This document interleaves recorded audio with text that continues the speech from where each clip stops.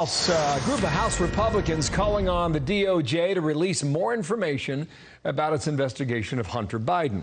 The lawmakers argue in a letter to the AG, Merrick Garland, that the probe raised questions about the involvement of the president himself.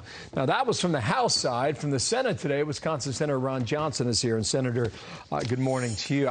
Just at the out, do you agree with these House lawmakers about what they want? And if so, what questions do you have? Well, good morning, Bill. Well, first of all, I think the American public deserves the truth here.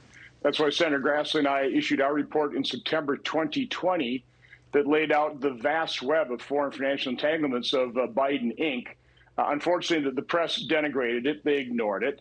We had Democrat leaders actually create an intelligence product, a false intelligence product, leaked it to the media that accused Senator Grassley and I of soliciting and then disseminating Russian disinformation. This is to throw everybody off the trail of the corruption and the compromise of then candidate Joe Biden. And it's interesting, the day after we issued our report, we were actually offered that laptop from Mr. McIsaac, but because we'd already been accused of Russian disinformation, we had to do our due diligence. So we had to make sure it wasn't stolen property. So you know who we contacted? We contacted the FBI. They didn't tell us anything. And I think what is really egregious behavior on their part is when you had the 50 or 51 intelligence officials come out and engage in their own information operation by issuing a letter that said the laptop was a Russian information operation. The FBI should have come forward because apparently they had that laptop, and they should inform the public that no, this laptop is authentic, and we have a criminal investigation that we've opened up. They have not come clean. I subpoenaed FBI Director Christopher Wray on the corruption of the FBI investigation into the Russian hoax. We basically got no information whatsoever. So I appreciate the House members' efforts, but they shouldn't hold their breath. It sounds like you're on board with them. Just catching the end of your answer there. But there's a federal grand jury investigating this. All that stuff's supposed to be secret.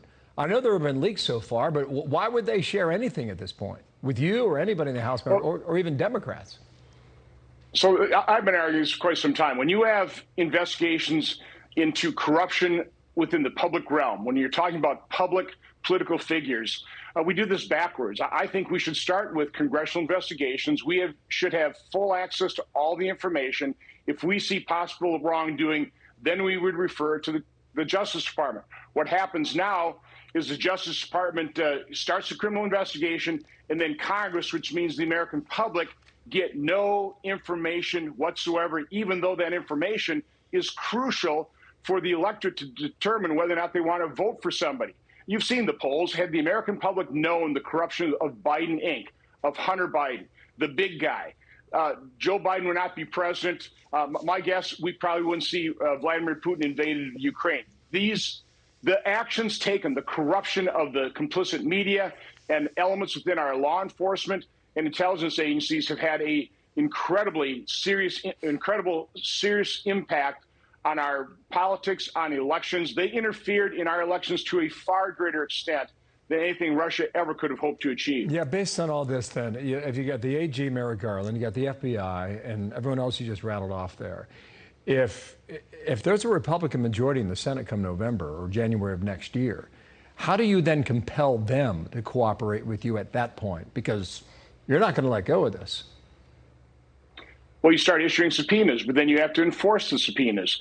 And it's difficult to enforce the subpoena when you have the opposite party in power in the AG's office, and you have an AG that's partisan.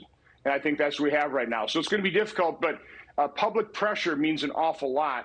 And I think that's why it's so important for this information to get out in the public realm so the public puts pressure on the Attorney General to be a straight shooter and provide the American people the information it needs. The American people deserve the truth. Yeah. And that grand jury might beat you to it. We'll see in time. Thank you, sir, for coming on. We'll speak again. Ron Johnson, the Republican from Wisconsin. Thank you for your time.